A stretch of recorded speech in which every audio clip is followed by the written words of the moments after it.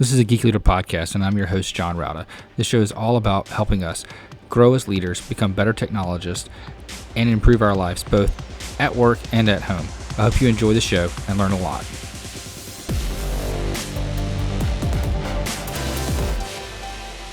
Welcome to a Geek Leader podcast. I'm your host, John Rauda. And if you could, please do me a favor and take a moment and leave a rating and review in whatever podcast player you're listening to this on, whether it's Apple Podcasts, Spotify, iHeartRadio, doesn't matter. I would greatly appreciate it. And that feedback really helps get other listeners to the show. Also, if you're not subscribed, go ahead and subscribe so you don't miss an episode. And if you feel so inclined, you can go to geekleader.com/tip and donate to the show. Thanks so much. All right, Geek Leaders, today I'm honored to have Ahmed Wasfy on the show, and he has been an engineering leader at Microsoft, Amazon, and Google, and he also has been helping people with his coaching. So we're going to talk a little bit about that and a little bit about how to become better leaders in general, especially in the engineering and tech space. Anyway, with all that being said, Ahmed, welcome to the show. Thanks for having me. I'm excited to be here. If you don't mind, just tell the audience a little bit about your background and kind of how you got to where you are today in your career. Sure. Yeah. No, I was super fortunate to get to where I am today. I started like a lot of folks out there as a software engineer, as an IC or an individual contributor. Started in the healthcare space, then transitioned into gaming with EA Sports, working on titles such as FIFA and Madden, and then got a chance to join Microsoft, and that's when I started sort of that leadership journey. So at Microsoft, after getting promoted to senior engineer, I was offered a tech lead role on my team back then, part of Office, doing OneNote. It's a note-taking app.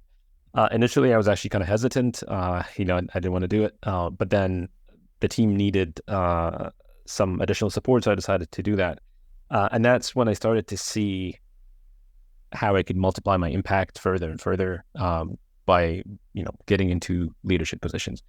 And from there on out, I worked on kind of formalizing that, and then shortly afterwards joined Amazon AWS as an engineering manager, and then from then Google. But yeah, really Microsoft was the turning point for me. Wow. So when you were offered that leadership thing, you were hesitant on it. Do you find that that's pretty common with engineers, that they're pretty comfortable in their lane, not sure about managing and leading people? Yeah, I mean, it's interesting because I think a lot of people want to become managers, but at the same time, a lot of people never fully commit to it. I think there are different reasons for it. So people want to become managers, I think, initially for the wrong reasons. Initially, people think it's an upgrade. Our society, makes it sound like, hey, it's higher status. It's a promotion. It's a better job. When in reality, it should be thought of as you're starting completely new in this job that requires a completely different skill set. Yeah. So I think, some engineers want it for the promotion. Some engineers realize that it requires a different skill set and are hesitant. The other side to it is it's also really difficult to measure how good you are as a leader. When you're an engineer, it's things, the feedback loops are a lot shorter. You could, send a code, a code review, a pull request out and get feedback right away. You could push your code to production and hopefully you have some data to track how things are doing. So you could know, you could quantify your impact and the work you're doing. As a manager, that goes away. Couple that with sort of the overwhelm of a manager's schedule versus an individual contributor. And a lot of people, switch back right away or are always kind of in the middle because they don't want to lose what got them to their senior, engineering positions or whatever. In some ways the hesitation is common. In some other ways, some folks want it for the title. Yeah, for sure. I think, I know for me, it was more like, oh, wow, I get a promotion and, I'm going to go for this. And then when I got there, it was really more like, wait a minute, I don't get a code anymore. I've got to And it was a very very different reality than what I was expecting.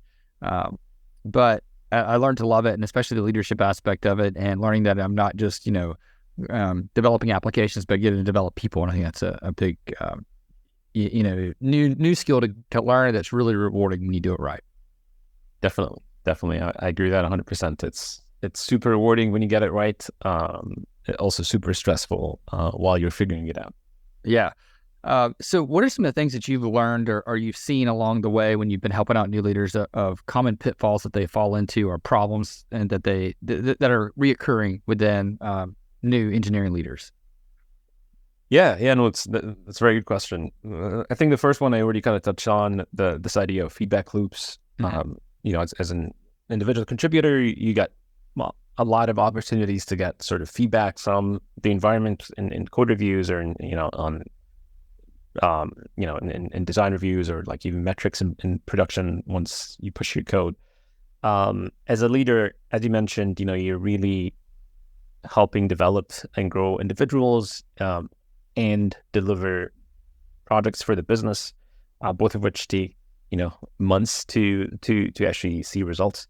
So a lot of new managers are uncomfortable with that, or it's difficult for them to look or to find short-term sort of indicators to tell them that they're on the right path. So that's definitely the one of the biggest things new managers struggle with when they make that transition. Mm-hmm. The second one is just overwhelm. You're overwhelmed by the sheer amount of demands on your time, really, first, and the things you have to do. You end up you're spending most of your days running between meetings. So being able to own your calendar and own your time and be very intentional with sort of how you spend your time and what you do in it is super helpful. I remember one of my early mentors at Microsoft. He would tell me, I when I first became a leader, it was kind of like a deer stuck in headlights, and I would always look like I'm always surprised and always overwhelmed and always confused with what's going on. And I think it's just a matter of identifying the key things you want to optimize for as a leader, and then get better around managing your time and everything else to serve those things that you want to optimize for. The third and final one I'll touch on is, the need to develop new skills, right? So in the past, most technical folks, we're really focused on hard skills, technical skills, whether it's a coding language or familiarity with a tool or whatever. But very few people give up or don't really focus as much on building your people skills. How you negotiating, how do you actually influence, perhaps partners and partner teams without having authority? How do you manage up? Things like that are people don't normally pay attention to, and really the solution there is to address them like you address any kind of skill, really. You need to identify the gaps, set up goals, find a way to get feedback while you iterate and try and systematically build those skills. And obviously getting help from more senior mentors is a big part of that. Yeah, absolutely. I think you've hit on a lot of really big things there, especially learning those new skills. And a lot of times you don't even know what those skills are until you get in there and realize that, oh my gosh, I never really thought about, dealing with the emotional side of people. I've never really thought about managing up. You mentioned that one. That's a big one that, and I remember I had a mentor that really helped me out with that, because I had no concept of that, before becoming a manager the first time, of how do I need to manage my boss's expectation and how to present things properly, up the ladder, and how to not overshare and not undershare and hit that right, that special spot. And I remember my mentor gave me a book that was like, it was Marketing Your IT Team or something like that, some old book. But it had a lot of like little nuggets about things that you should share to celebrate your team, that are important to the business and important to leadership, but may not be so important to the developer themselves, and sometimes things that are easy for an engineer but make a big impact to the business can be shown in a different light to the business that are more impactful that way. So you got to learn those skills, and that is a very challenging thing. I like what you said about iterating and kind of getting feedback and adjusting and moving along, almost taking that agile approach for leadership.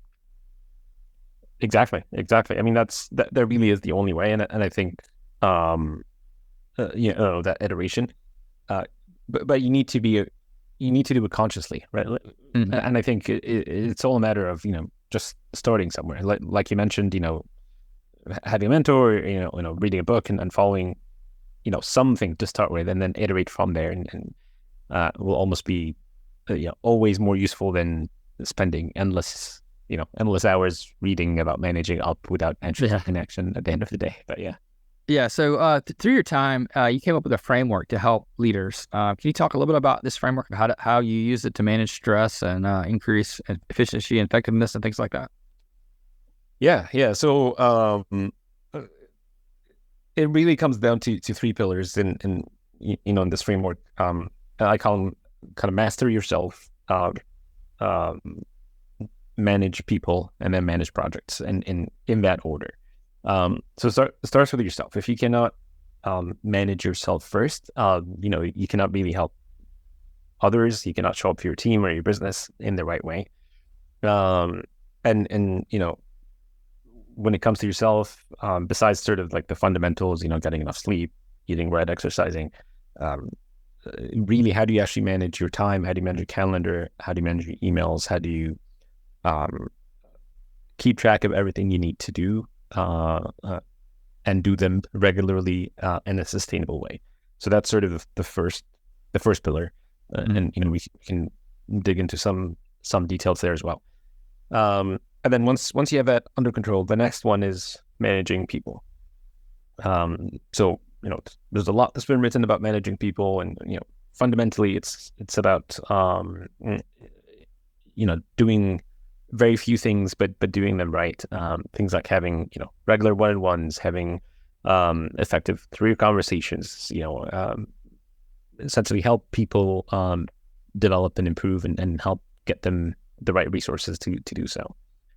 And once one and two are done, really managing projects takes care of itself in a way, because most projects do not fail due to a lack of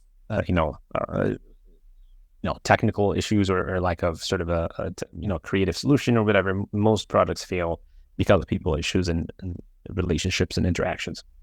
So once kind of the first two pillars are under control, managing projects becomes a lot simpler from that point of view. And within that pillar, really talk about the three key levers you've got as a manager. Resources, time, and scope. These are really the three things you're playing with in any kind of project. And how do you kind of play with those trade-offs to achieve the goals you want to achieve? No, I think that's really good. I like the fact that you put the master yourself first, because a lot of people put that on the back burner.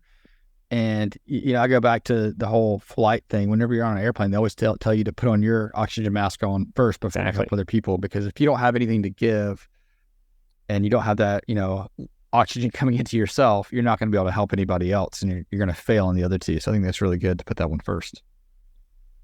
Exactly. Yeah, no, I love that. The oxygen mask analogy, because that's really it. A lot of people think, a lot of leaders especially think, they're doing their team a favor by, skipping lunch, for example, or doing a full day of back-to-back meetings. But really, you're not. You're hurting yourself and your team through it.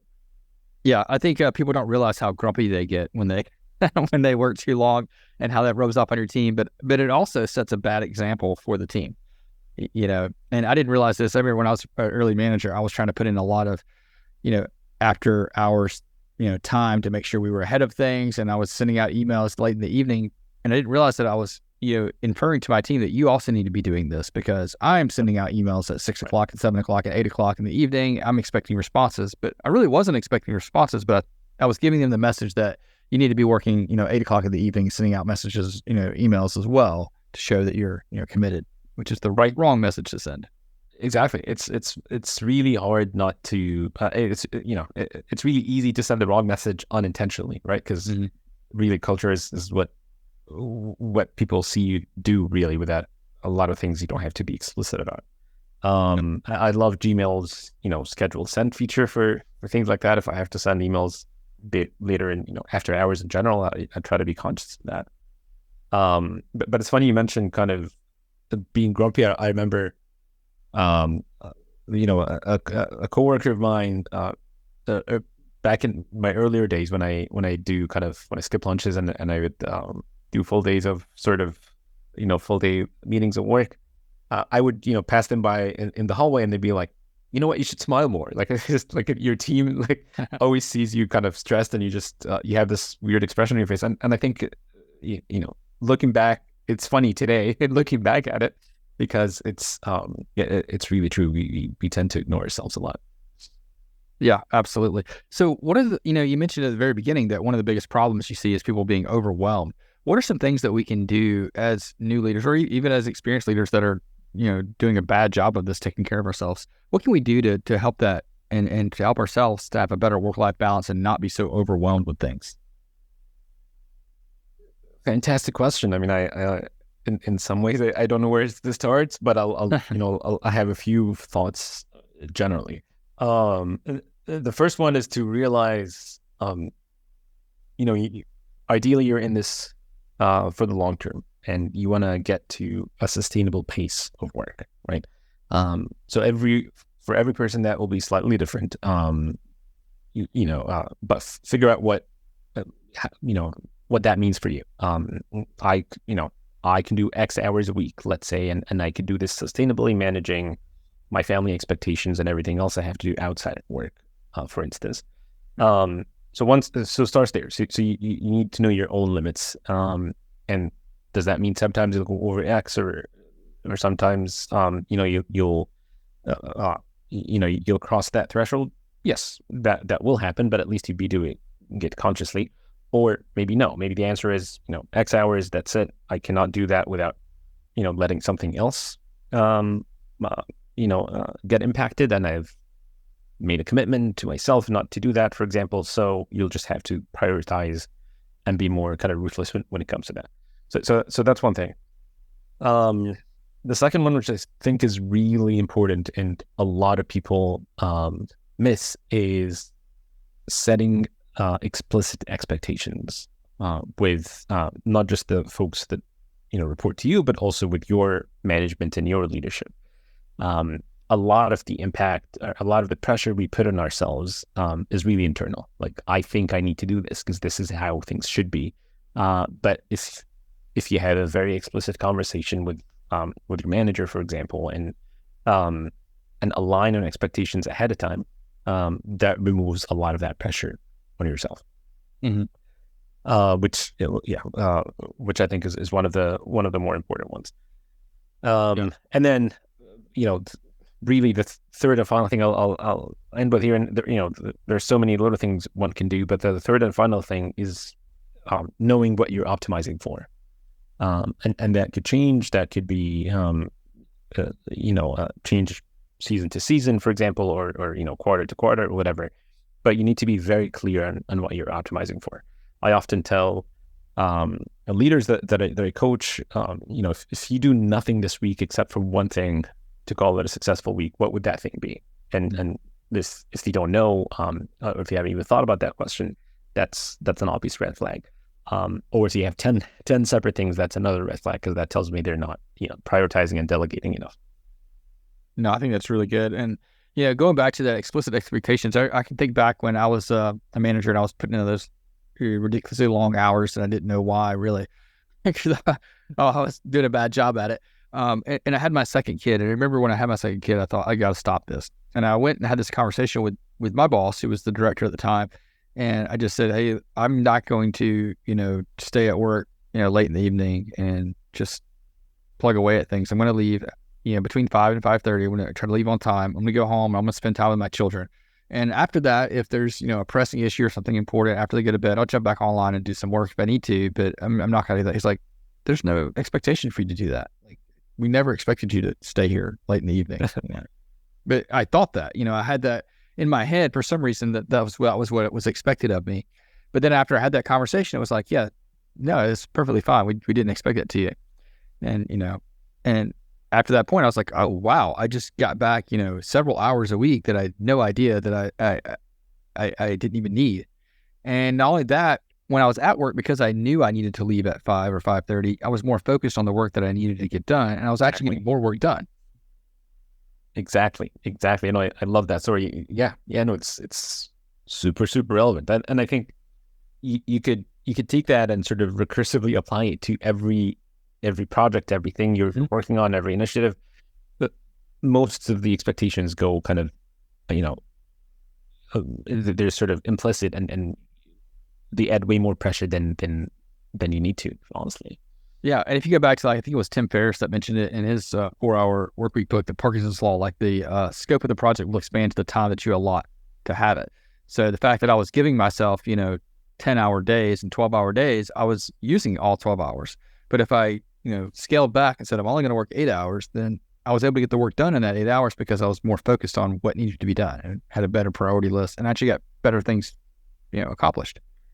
Exactly. If you know you don't have that time, you're gonna, focus on in the time that you have or cut things out. So yeah, well, that's perfectly, perfectly true. And on a similar kind of vein, it would also change the way you show up and the way you work.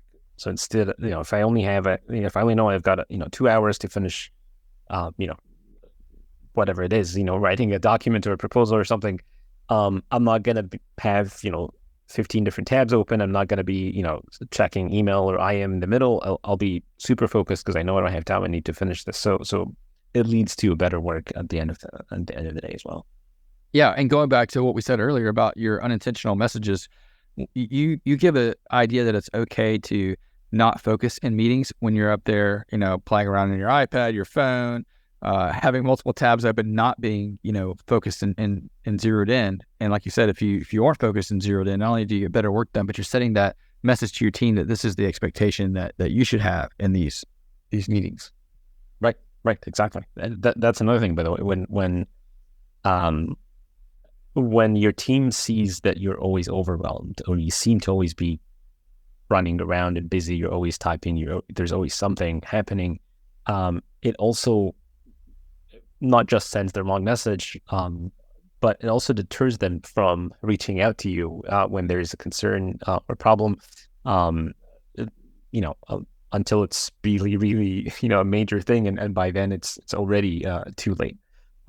So it has a lot of benefits beyond just the first order, hey, I get to leave work early and spend time with my family, point that we started this whole thing from.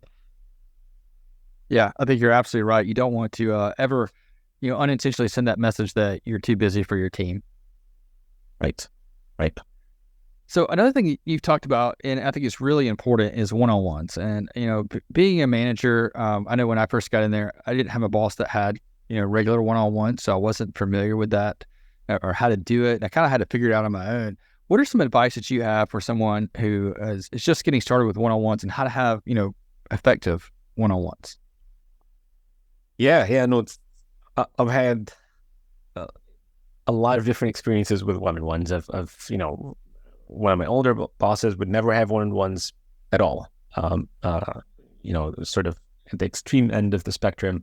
But they would always encourage folks to schedule time with them if they need to chat about anything. So they, they thought they were doing the right thing because they were open and encourage folks to reach out.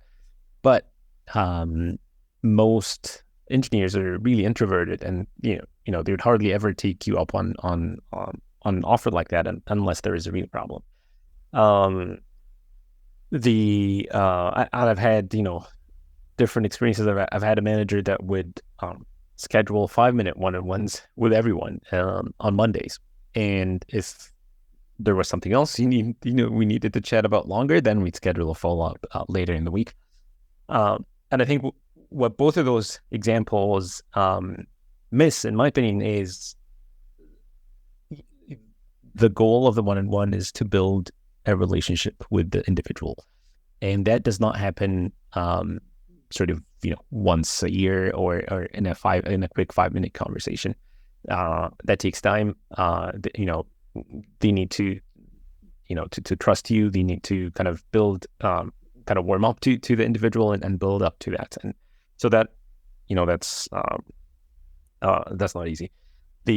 My general recommendation, around one-on-ones is to have weekly one-on-ones, and try not to reschedule them or move them around. Things always get in the way. But again, speaking of sending, unintentional messages, if you're always constantly moving a one-on-one, that could send the wrong message saying, again, you're either too busy or there are other things that are more important than the individuals that you're meeting with. So have them kind of be regular. Don't skip them. Don't end them early. I've made that mistake a lot, especially earlier on as a manager, where I'll talk to the individual for 5 minutes. They don't have any topics. I have a million other things in my mind that I could be spending the rest of this one-on-one on. So I'll just end the one-on-one early, thinking, hey, I did my job. I did a quick check-in and things seem to be good. But then I noticed all other senior managers who I've had one-on-ones with, they would always manage to spend the entire time of the one-on-one, and they'd always find stuff to talk about. So then I started changing my approach. I started having a fallback template, I called it, where if the person is being really quiet and there's nothing else to talk about, I have a template in my mind, but we talk about highlights from the week, lowlights, or any kind of concern, issue, anything that came up through the week, feedback, if they have feedback for me or if I have feedback for them, and those open a lot of other kind of avenues for follow-up questions and help me really gather more information about what's going well and what could be changed. And then the other one is really aligning incentives. A lot of the time, to help the individual kind of do their best work, you want to make sure that you're coaching them in the right way, but also that everyone's on the same page when it comes to what's important for the business and what's important for the individual, and how can you find a path that maximizes the overlap between these two. Again, a much deeper topic, but a quick shortcut that I use to help with that is every fourth one-on-one, I make it a career-focused one-on-one where we talk about the career development needs of the individual, and that's a whole other topic on its own. But that helps me, with this kind of incentives alignment I mentioned.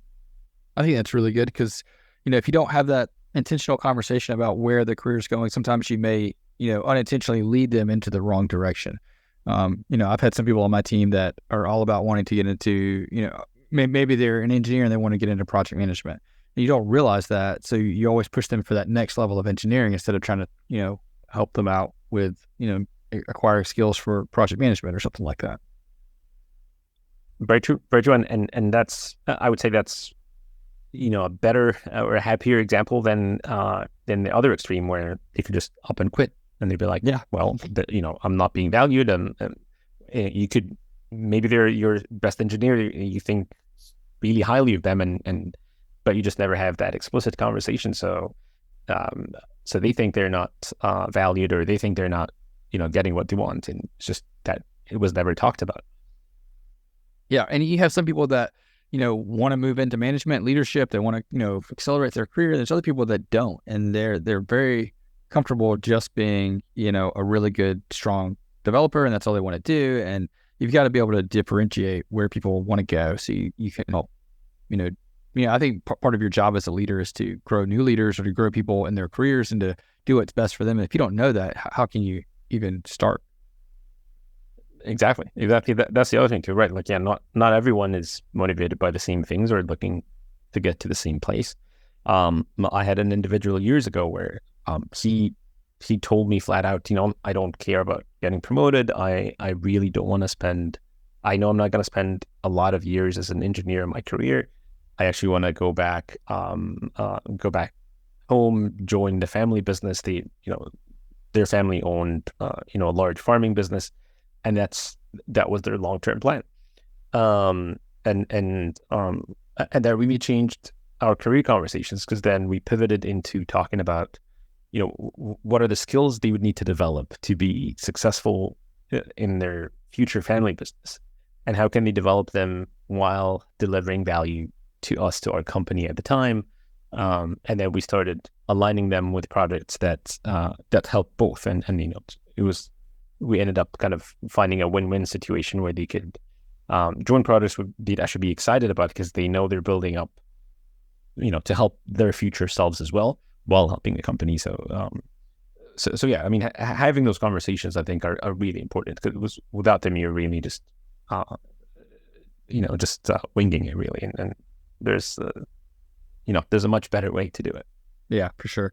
So answer me this: why did you want to get into coaching engineer leaders or into technical leaders? A couple of reasons. The first one is I had a lot of managers that were not good enough. Their heart was in the right place, but I saw firsthand